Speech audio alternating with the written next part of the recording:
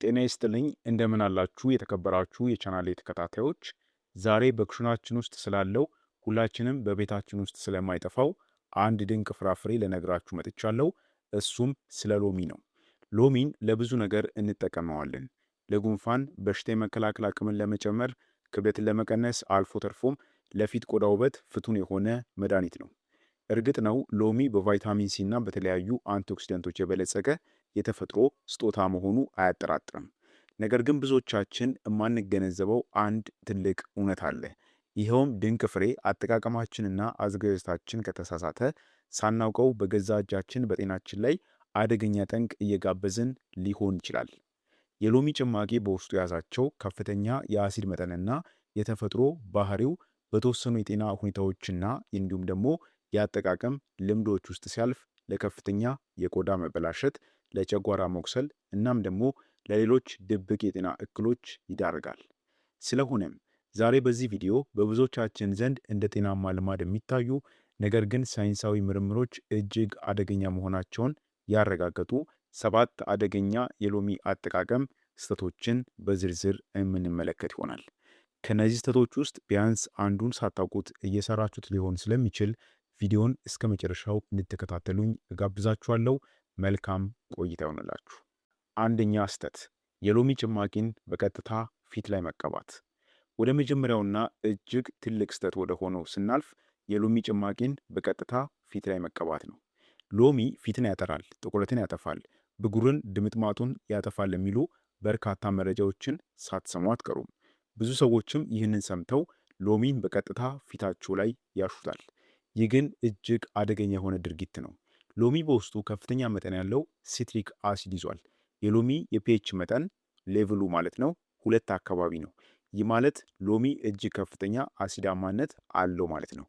የኛ የፊታችን ቆዳ ደግሞ በተፈጥሮ ራሱን ለመጠበቅ የያዘው የፒኤች መጠን ከ4.5 እስከ 5.5 አካባቢ ነው። ይህንን ኃይለኛ የሎሚ አሲድ በቀጥታ ፊታችን ላይ ስንቀባው የቆዳችንን የተፈጥሮ መከላከያ ግድግዳ ወይንም ስኪን ቤሪየሩን ሙሉ በሙሉ ያፈራርሰዋል። በዚህ ጊዜ ቆዳችሁ መጀመሪያ ላይ የነጣ ወይንም የጠራ ሊመስል ይችላል። ነገር ግን ከጀርባው እየሆነ ያለው ነገር ግን የሚያሳዝን ነው። ቆዳችሁ እጅግ በጣም ይደርቃል፣ ይላጣል፣ ቀይ የመሆንና የመቆጥቆጥ ምልክትን ያሳያል። ውሎ አድሮ ደግሞ ቆዳው ራሱን ለመከላከል በሚያደርገው ጥረት ይበልጥ እንዲጠቁርና ሻካራ እንዲሆን ያደርገዋል ማለት ነው። በተለይ ደግሞ ስስ ቆዳ ያላቸው ወይንም የብጉር ቁስለት ያለባቸው ሰዎች ሎሚ ሲቀቡ ቆዳቸውን በኬሚካል እንደ መቆራረጥ ወይንም እንደ መጥበስ ነው። ስለዚህ ሎሚን ለፊት ውበት ፍጹም በቀጥታ አትጠቀሙት። ታዲያ ሎሚን ለፊታችን እንዴት እንጠቀመው ካላችሁ ደግሞ ጥቅሙን እንዴት ነው የምናገኘው ካላችሁ በመጀመሪያ የሎሚ ጭማቂን ፊታችሁ ላይ ከመቀባታችሁ በፊት በእኩል መጠን ውሃ ወይንም የማር ጭማቂ በመጨመር አሲዱን ማርገብ ወይንም ዳሉት ማድረግ አለባችሁ። ከዛም ፊታችሁ ላይ ከመቀባታችሁ በፊት እጃችሁ ላይ ጥቂት ጠብታዎችን አርግታችሁ ለ20 ደቂቃ በመተው ቆዳችሁ አለርጂ እንደማያመጣ ማረጋገጥም ይኖርባችኋል። ሌላው ደግሞ ሎሚን ፊት ላይ አቆይቶ ማደር ፍጹም ስህተት ነው። ከተቀባችሁት ከ5 እና 10 ደቂቃ ባልበለጠ ጊዜ ውስጥ በለብ ባለ ውሃ በሚገባ መታጠብና በመጨረሻም የፊት ማለስለሻ ወይንም ሞይስቸራይዘር መቀባት የግድ ይላል ማለት ነው። ሁለተኛ ስህተት፣ የሎሚ ጭማቂ ተቀብቶ በቀጥታ ለፀሐይ ብርሃን መጋለጥ ነው። ወደ ሁለተኛውና እጅግ አስፈሪው ስህተት ስንሄድ የሎሚ ጭማቂን ቆዳ ላይ ተቀብቶ ወይንም ሎሚን እየነኩ በቀጥታ ለፀሐይ ብርሃን መጋለጥ ነው። ይህ በሳይንሱ ዓለም ፋይቶ ፎቶ ደርሚታይተስ ወይንም የእጽዋትና የብርሃን የቆዳ በሽታ ተብሎ ይጠራል። ብዙ ጊዜ ሰዎች ሎሚን ፊታቸው ላይ፣ እጃቸው ላይ ወይንም አንገታቸው ላይ ተቀብተው ወይም ደግሞ ሎሚ በብዛት እየጨመቁ ጥበቃም ሳያደርጉ ውጪ ላይ ፀሐይ ላይ ይወጣሉ። በዚህ ጊዜ በሎሚ ውስጥ የሚገኙ ተፈጥሯዊ ኬሚካሎች ከፀሐይ የአልትራቫዮሌት ጨረር ጋር አስደንጋጭ የሆነ ኬሚካላዊ ሪያክሽን ይፈጥራሉ። ከተጋለጣችሁም ከጥቂት ሰዓታት በኋላ ቆዳችሁ በከፍተኛ ሁኔታ ይቀላል፣ ይለበለባል። ቁስሉ ከዳነ በኋላም እንኳን ለብዙ ወራት አንዳንዴም ደግሞ ለዓመታት የማይጠፋ ጥቁር ጠባሳ ወይንም ነጠብጣብን ይተዋል ማለት ነው። ስለዚህ መፍትሄው ምንድን ነው? ይህንን አደጋ ለመከላከል የሎሚ ጭማቂን ወይንም ሎሚ ያለባቸውን የተፈጥሮ ውህዶች በቆዳችሁ ላይ ከተጠቀማችሁ ቢያንስ ለ24 ሰዓታት ያክል በቀጥታ ለጠንካራ የፀሐይ ብርሃን ፍጹም መጋለጥ የለባችሁም። ሶስተኛ ስህተት፣ የሎሚ ጭማቂን በባዶ ሆድ ያለ በቂ ውሃ መጠጣት ነው። ሶስተኛውና በማህበረሰባችን ውስጥ እንደ ትልቅ የጤና ሚስጥር የሚወሰደው አደገኛ ስህተት ጠዋት በባዶ ሆድ የሎሚ ጭማቂን ያለ ውሃ በቀጥታ መጠጣት ነው። በተለይ ክብደት ለመቀነስ፣ ሰውነትን ከተለያዩ መርዞች ለማጽዳት ወይንም የምግብ መፈጨትን ለማስተካከል በሚል እሳቤ ብዙ ሰዎች ጠዋት ከአልጋ እንደተነሱ ግማሽ ወይንም ሙሉ ሎሚ ጨምቀው ባዶውን ይጠጡታል። ይህ ልማድ ግን የጨጓራችሁን ተፈጥሯዊ ጤና ሙሉ በሙሉ አደጋ ላይ የሚጥል ነው። ቀደም ብለን እንደተናገርነው ሎሚ እጅግ ከፍተኛ የሆነ የሲትሪክ አሲድ ክምችት አለው። ጠዋት በባዶ ሆድ ጨጓራችን ውስጥ ምንም አይነት ምግብ ሳይኖር ይህንን ከባድ አሲድ በቀጥታ ስናስገባው የጨጓራችንን ግድግዳ የሚጠብቀውን ስስ ሽፋኑን ያቃጥለዋል። የጨጓራም የተፈጥሮ አሲድ መጠን በማዛባት ከባድ የሆድ መነፋት፣ የመላት ስሜትና የሆድ መጮህን ያመጣል። ይህ ልማድ ለረጅም ጊዜ ከቀጠለ ደግሞ አሲዱ የጨጓራውን ግድግዳ በላዩ ላይ እየበላው ስለሚሄድ ለከፍተኛ የጨጓራ ቁስለት ወይንም ጋስትሪክ አልሰር ይዳርጋል ማለት ነው። በተለይ ደግሞ ቀድሞውኑ የጨጓራ ወይም ደግሞ የቃር ችግር ያለባቸው ሰዎች ላይ ህመሙ በእጥፍ ይጨምራል ማለት ነው። ስለዚህ ምን ማድረግ አለባችሁ? የሎሚ ጭማቂን አስደናቂ ጥቅሞች በባዶ ሆድ ማግኘት ከፈለጋችሁ ማቅጠን ወይንም ዳሉት ማድረግ ነው። ግማሽ ሎሚ ከጨመቃችሁ ቢያንስ በአንድ ትልቅ ብርጭቆ ይህ ማለት ከ250 እስከ 300 ሚሊ ሊትር በሚሆን ለብ ባለ ውሃ ውስጥ መበጥበጥ ይኖርባችኋል። አሲዱ ይበልጥ እንዲረገብና ጨጓራችሁን እንዳያቃጥለው ደግሞ አንድ የሻይ ማንኪያ ንጹህ ማርን አብሮ መጨመር እጅግ ወሳኝ ነው። አራተኛ ስህተት፣ የሎሚ ጭማቂን ከጠጡ በኋላ ወዲያውኑ ጥርስን መቦረሽ። አራተኛውና ብዙዎቻችን ሳናውቀው ጥርሳችንን የምናጠፋበት አጠቃቀም የሎሚ ጭማቂ ከጠጣን ወይንም ሎሚ ከበላን በኋላ ወዲያውኑ ጥርሳችንን መቦረሽ ነው። ይህ በተለይ ጤናቸውን ለመጠበቅ ጠዋት የሎሚ ውሃ ጠጥተው ከዛም ደግሞ ወዲያውኑ ጥርሳቸውን በኃይል ለሚቦርሹ ሰዎች የሚሰሩት ትልቅ የሆነ ስህተት ነው። ሎሚውን ካፌ ላጽደው በሚል መልካም ሀሳብ ቢሆንም ውጤቱ ደግሞ የተገላቢጦሽ ነው። የሎሚው ሲትሪክ አሲድ ከአፋችንና ከጥርሳችን ጋር ሲገናኝ የጥርሳችንን ጠንካራ ውጫዊ መከላከያ ሽፋን ወይንም ኢናሜል የተባለውን ክፍል ለተወሰነ ጊዜ ያለሰልሰዋል። ጥርሳችን አሲድ ውስጥ እንደቆየ ነገር ለስልሶ ባለበት በዚያ ሰዓት ላይ እኛ የጥርስ ብሩሹን ይዘን በኃይል ስናሸው የለሰለሰውን የጥርስ መከላከያ ሽፋን በገዛ እጃችን ፈጭተን እንገፈዋለን ማለት ነው። ይህም ሲደጋገም የጥርሳችሁ መከላከያ ሽፋን እየሳሳ ይሄዳል። ጥርሳችሁ በጣም ነጭ ከመሆን ይልቅ ውስጠኛው ቢጫ ክፍሉ ዴንቲን ይባላል እየታየ ስለሚመጣ ጥርሳችሁ ወደ ቢጫነት ይቀየራል። ከሁሉ በላይ ደግሞ ጥርሳችሁ በጣም ስስ ከመሆኑ የተነሳ ቅዝቃዜ፣ ሙቀት ወይንም ጣፋጭ ነገር ስትመገቡ ከፍተኛ የሙጋትና የህመም ስሜትን ይፈጥርባችኋል ማለት ነው። ስለዚህ እዚህ ላይ ማወቅ ያለብን የሎሚ ጭማቂ ከጠጣችሁ በኋላ ለሚቀጥሉት 30 ደቂቃዎች ያክል ጥርስን በፍጹም መቦረሽ እንደሌለባችሁ ነው። ሎሚውን እንደጠጣችሁም ወዲያውኑ ማድረግ ያለባችሁ ነገር ቢኖር አፋችሁን በንጹህ ውሃ ደጋግማችሁ ሞግመጥመጥና መጥፋት ነው።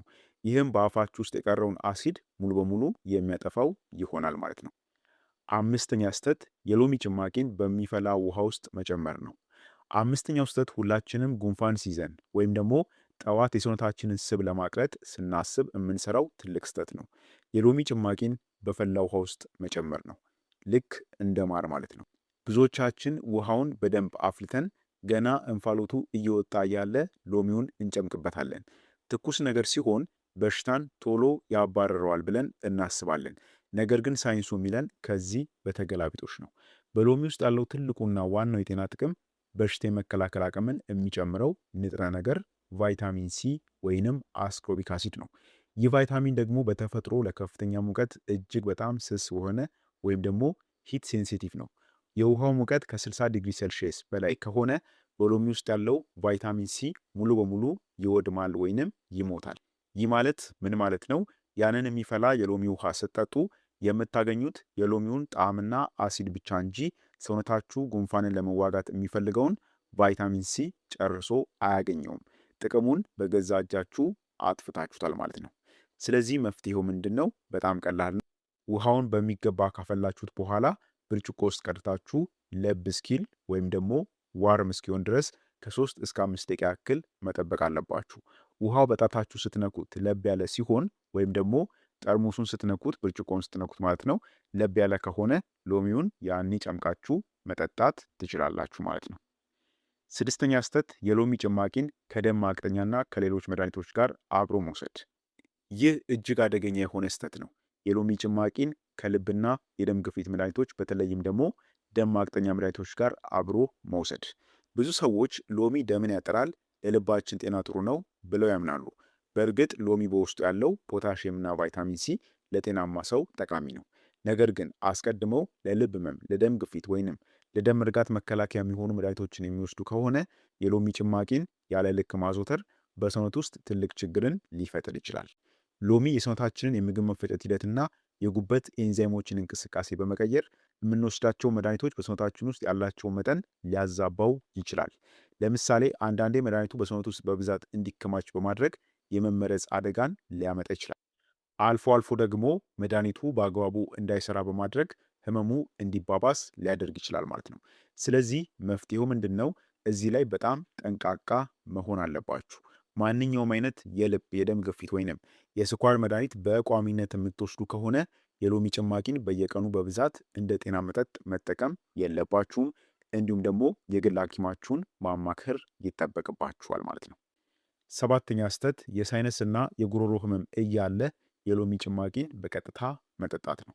ብዙ ሰዎች ከባድ የጉሮሮ መቁሰል ወይንም የሳይነስ ኢንፌክሽን ሲይዛቸው ባክቴሪያውን ይገድለዋል በሚል እሳቤ የሎሚ ጭማቂን ብቻውን ይመጡታል።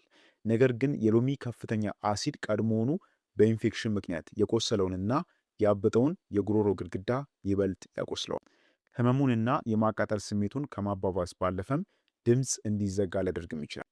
ስለዚህ ጉሮሮ ሲቆስል ሎሚን ብቻውን ከመውሰድ ይልቅ ለብ ባለ ውሃ ውስጥ ጥቂት ጠብታ በመጨመር እናም ደግሞ ማርን አብሮ በመጥበጥ አሲዱን አቅጥኖ ወይም ደግሞ ዳሉት አድርግቶ መጠቀም ይገባል ማለት ነው። ስለሆነም እንግዲህ ተመልካቾቼ ዛሬ የሎሚን 7 አደገኛ አጠቃቀሞችን አይተናል። ሎሚ መጥፎ ፍሬ ነው እያልኩ አይደለም። ነገር ግን አጠቃቀማችን ሳይንሳዊ ካልሆነ መፍትሄ ሊሆን የሚገባው ነገር ጣጣ ወይም ደግሞ መርዝ ሊሆንብን ይችላል ማለት ነው። እነዚህን ስህተቶች ከዛሬ ጀምሮ በማስተካከል የሎሚን ጥቅም በአግባቡ እንድትጠቀሙበት እመክራችኋለሁ። ታዲያም እናንተ ከነዚህ ውስጥ የትኛውን ስህተት ትሰሩ ነበር?